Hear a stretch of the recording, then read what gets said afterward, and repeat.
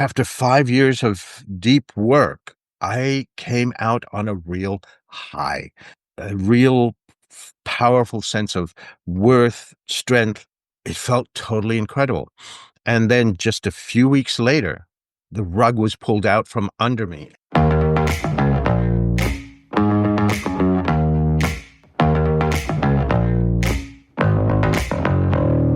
How do you stay connected to your center when the whole world is going caca around you? These are challenging times. They have been for a few years now. But even in the last month, there's so much that turned topsy-turvy for so many people. And when things are out of your control, things are out there going totally wacko, how do you find your way through? How do you find your true north? That's what I want to get into today, to bring you some simple techniques that you can apply to give you a sense of grounding, no matter how chaotic it gets out there. I'm Ravi Tangri, and this is SOULgineering Your Life and Work. And this is about how do you bring more heart, more soul into all of your life, into your work, your passion. How do you create more meaning, more focus, and more enduring results?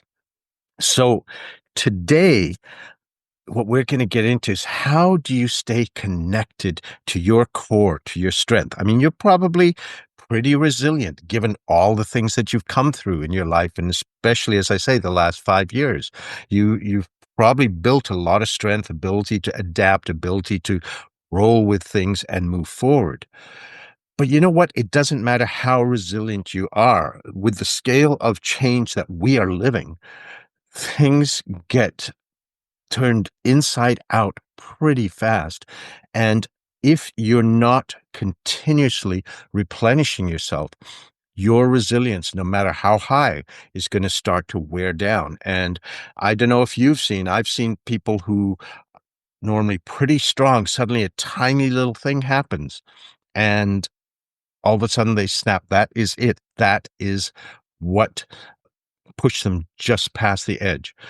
And it's a little startling to see when it's someone who's normally very strong. So what I want to share with you is something that I went through very recently that was pretty turbulent, and how I found my way through, how I kept my center even in the chaos, even in the caca, and bring you a couple of simple techniques that can help you find your way through the craziness. Not things that take hours to do, not about meditating on the mountaintop for hours or days. Simple little techniques that take just a minute or two, and it can help you shift your focus. Because you know what? It doesn't matter how strong you are. Pressures are building, and it is possible to lose focus, to lose energy, to feel drained. And here's the other side of it. If you're someone who's normally strong, everyone turns to you, don't they? Everyone comes to you because you're the one that they can count on. So guess what? Your energy goes to supporting them. You're losing energy and it can wear you down. And the way things have been going, it's not always easy to replenish yourself. So what I want to bring you today are a couple of simple ways to help you through the craziness, through the caca, find a couple of moments to sort of breathe, reconnect with your center, replenish yourself, fill your well. Would that be useful? So, I want to start off last year, I would say, was probably, if not the most challenging time, one of the most challenging times of my life. I started off the year on a huge high. I had been going through a lot of stuff for the previous 5 years, things coming up. It really doesn't matter specifics, but old things coming up that I had to work through, that I had to heal.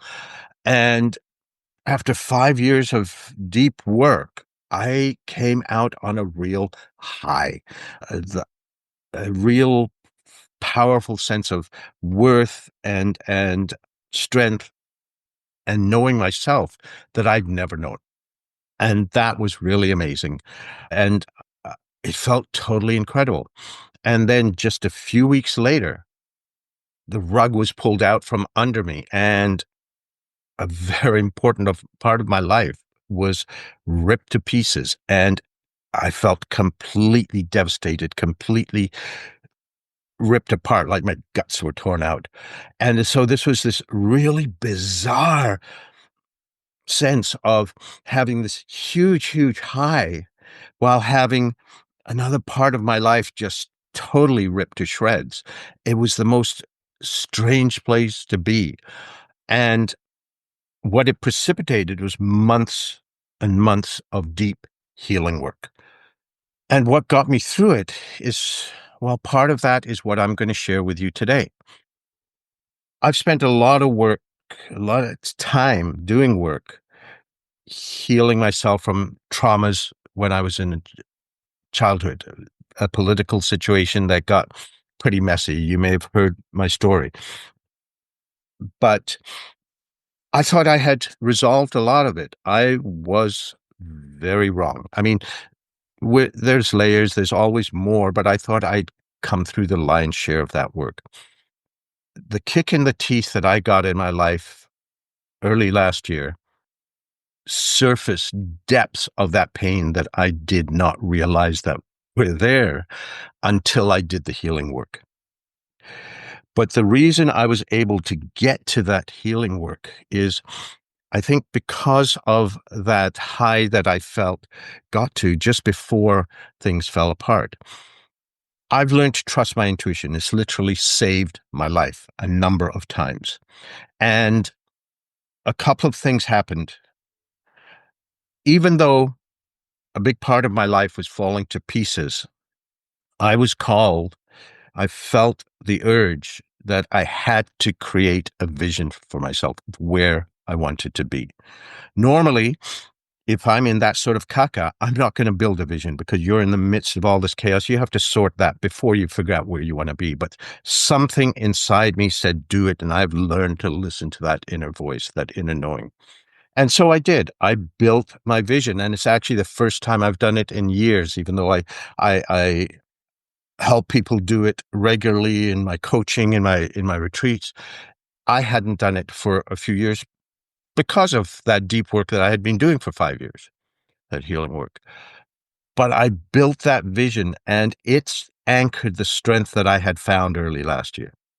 Now, something else that came up in the midst of the pain that I was feeling, and I have no idea where it came from, but somewhere deep down, it said, I choose joy.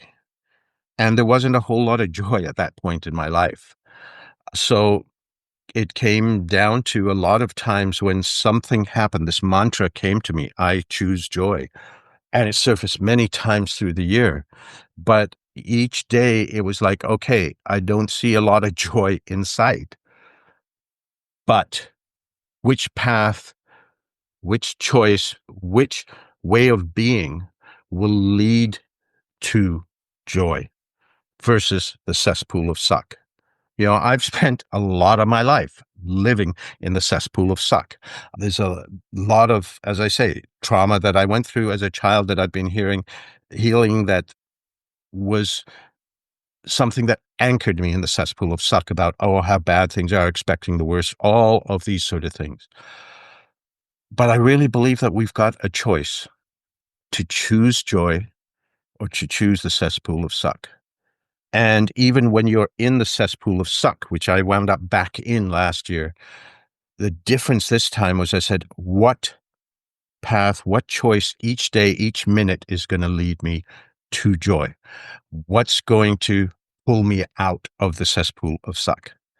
And I'll tell you, last spring, last summer, I cannot count how many days, how many hours, how probably hundreds of hours I spent walking in the water at the beach, because that's so incredibly healing. Not only are you earthing, the earth sucks all that ooky stuff that you're feeling out of you. You're in the water and that does it too. So the salt water sucks it into the ocean. And I spent so many hours just allowing that and allowing nature to help me, if not heal, at least find center. And I did loads of healing work on myself with professional help. And I worked really hard because for me, once I know something is there, I don't generally run from it. I go, okay, how do I resolve this? Once I know it's there, I need to heal. I need to work through it. I need to resolve it. And that led me to discover some healing modalities. I mean, I've been learning my whole adult life, and I can say that in the last 3 months, I I've been doing healing work all my adult life, and in these last 3 months, I've probably gone deeper and done more than the rest of my adult life put together. But it was because I kept going step by step and I trusted what the universe brought to me, one after another, after another. One thing came, this insight, that insight. And step by step is which step led me to joy or would lead me to joy. And it took months before I actually did feel glimmers of joy. But it was that mantra, choose joy. I'm choosing joy. There's a clear choice of the cesspool of suck or joy. And I spent too much of my life mired in the cesspool of suck and will not stay there. And because of that, I'm now at a place I could never have dreamed of. I thought I had healed so much. I'm so far beyond that. It's beyond words. I cannot even put it into words. But the key thing was that mantra. And what tends to happen when everything is going on, what tends to happen is you get caught up in all the craziness because especially if you're an empath, if you're sensitive, you pick up other people's stuff, technical term, stuff. You pick up their energy and you will often take it on. And there's been a lot of stuff that's happened that may have caused that. And it can weigh you down. What I did by doing the beach walks and other processes, other techniques that I use was started to lift that so I could sort of come back to me, find my center again. Now that was one strong mantra that led me through the whole year of healing. But there's a simple process that I've used in the past and that I've used with many of my coaching clients to really shift their lives. You don't have to be in that sort of crisis to get there. You can use it day by day and it replenishes you. And it's a simple concept that I call your thought for the day. And what it is, what normally happens is we just start our day and you get caught in the craziness and you'll go with whatever is going on. If it's good, you'll feel good for a while, but more often than not, caca happens and you get caught up in that and you can start to feel very heavy, very drained. What the thought for the day is you take about 5 minutes at the beginning of the day and you decide what is going to be your guiding thought for the day. Now, my thought for most of last year was choose joy, choosing joy. But it doesn't have to be that long. It could be for a day, it could be a few days. It could be as simple as breathe. Because when you get stressed, what happens? A lot of times we stop breathing. It could be relax under pressure. It could be smile. And what you do is you pick, you take about 5 minutes and you pick out things that are going to happen during the day. You close your eyes and you imagine going through the day guided by that thought. So if it's breathe, you may have a tense meeting coming up, and you can imagine yourself in the meeting as if you're there, not like you're looking on TV screen, but as if you're right in the meeting and you just focus and you're saying to yourself, breathe. Someone's saying something that would likely set you off and you just say, breathe and feel yourself relaxing through it.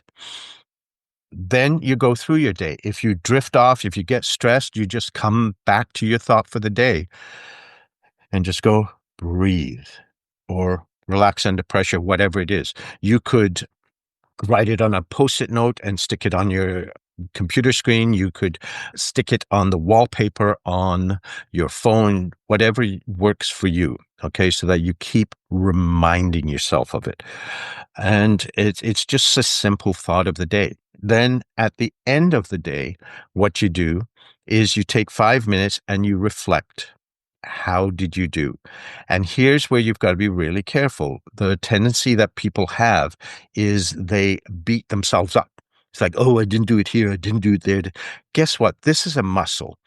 It's going to take time. It's going to take practice to build it up. You can give yourself that grace. Like if you were to go straight into a gym and try to bench press a few 100 pounds, you'd probably injure yourself if that's not something you usually do. But if you worked up, you could get there. This is the same thing. As you do this day by day, you will start to get better at letting this thought become your guiding thought for the day. And the thing is, if you journal, this is a great way to journal. In the morning, you write down your thought for the day in the journal. You take 5 minutes to imagine yourself going through the day guided by this. You keep reminding yourself through the day, bring yourself back. You can put little alarms in your phone or with the reminders rather than the alarms on your phone. You can remind yourself so you take a minute to go back to your thought for the day. And then at the end of the day, you reflect on the difference that it made. So don't beat yourself up for when you didn't do it. Notice when you did. Even if you didn't do it and you missed it and you let yourself get carried away, maybe you caught yourself, and give yourself that grace, that credit that, okay, I caught myself. That's the first step, because then you'll catch yourself sooner, and then eventually it'll be something that you can catch yourself before the stress happens. Now, a lot of people get caught up in, oh, what should be the thought of the day? What is the right thought? What is the best one of the day?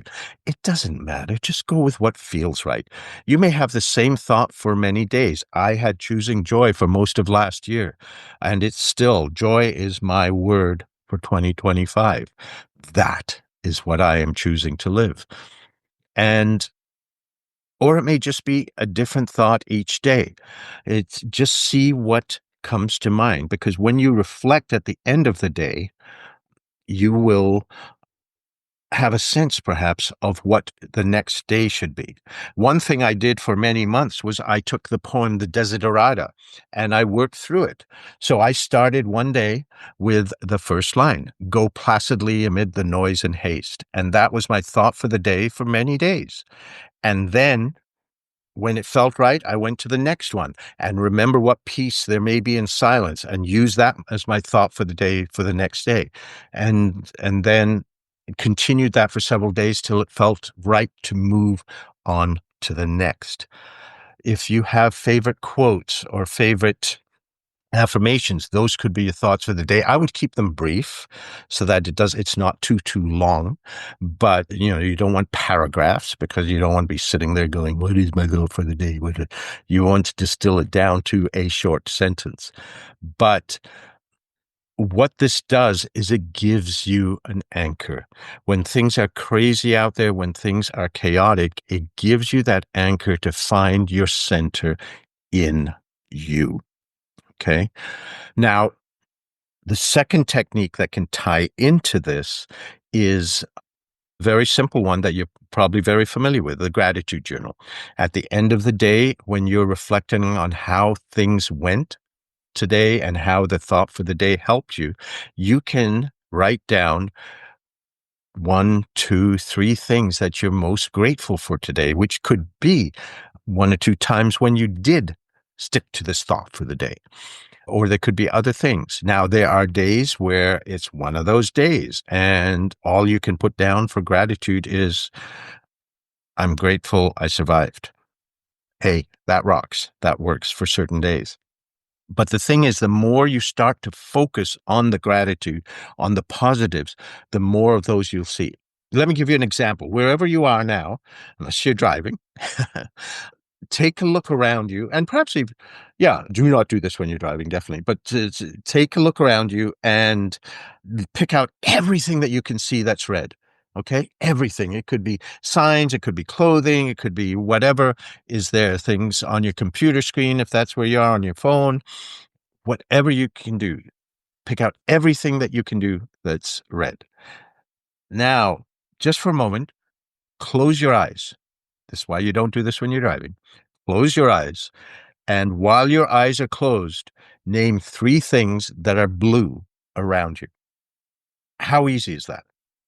Probably not easy, even if you're wearing blue, or perhaps there's more blue around you than red. Why is that? Because you are focused on seeing red. What we are is we are a society that has been conditioned to look at what goes wrong, to look for problems. We're a society of problem solvers. So guess what we look for? Problems. Guess what we find?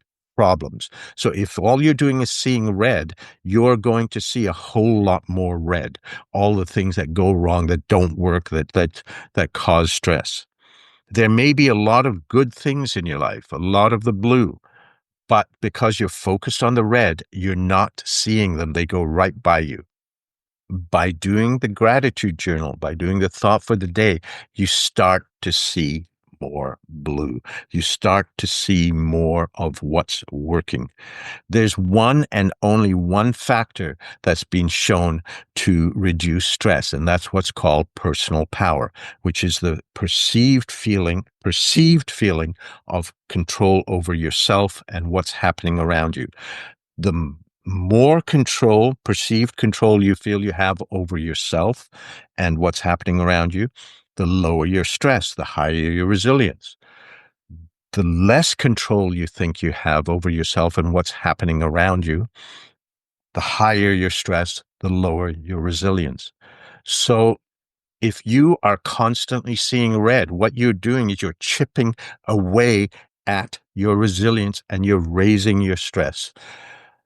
You are continually depleting yourself if you're focused on all the things that didn't go well. In contrast, if you look at how you're able to keep your focus, your center in the day through the thought for the day, if you're able to focus on what you're grateful for, on all the things that are working well, you can do a whole lot more. You can start to build your resilience. You reduce your stress. You become much more effective. You're much more centered. You're much more grounded. Now, the third thing I would suggest that's a big factor in this that really, really helped me is shutting off that crazy, uncontrollable self-talk that goes on in your head, because it can debilitate you. It can destroy you. You Sometimes you can't sleep at night. You criticize yourself for all the things you messed up or should have done differently, or you're stressing yourself out over what could have happened. That was something that could easily have happened to me when the rug got pulled out for me. And it did sometimes last year. But when I went to my beach walks, when I did hikes in nature, when I meditated, I shut that off like that. And if you're interested in learning how to do that, I'm going to share my special Jedi mind trick with you in just a moment. Check it out, check it out. Are you ready for this? Probably the biggest driver of stress and the biggest thing that damages and wears down resilience is that nonstop head chatter. Now, you may meditate, but find it's a challenge because of that. Some people say they just can't meditate because of that. I can show you how to turn it off instantly, just like that. That would be useful to you if you'd like to be able to sleep without your head beating you up, and go through the day without beating yourself up for mistakes that you made or worrying about what's to come, so that you can focus on what you can do. I've got a free e-course that you can access at silenceselftalk.com. Silenceselftalk.com. And just go there, sign up, and you can get this for free. All it will take is 1 week and about 15 minutes a day. And that 15 minutes is scattered through the day, a couple of minutes here, a couple of minutes there, a couple of minutes here, and then 10 minutes in a separate time. That's it for 1 week. And you will be able to turn that head chatter off just like that. So that's 3 simple techniques that you can start to play with to be able to find your center. I would pick the one that has the most energy for you and go with that, build that habit, and then you can add another. There's the thought for the day. There is the gratitude journal, and there's shutting off your self-talk. See which one has the most impact for you. I'm Ravi Tangri. This is SOULgineering Your Life and Work, and we'll see you next week on Tuesday at 11:11. I've got the energy, it's all I need to finish. And everyone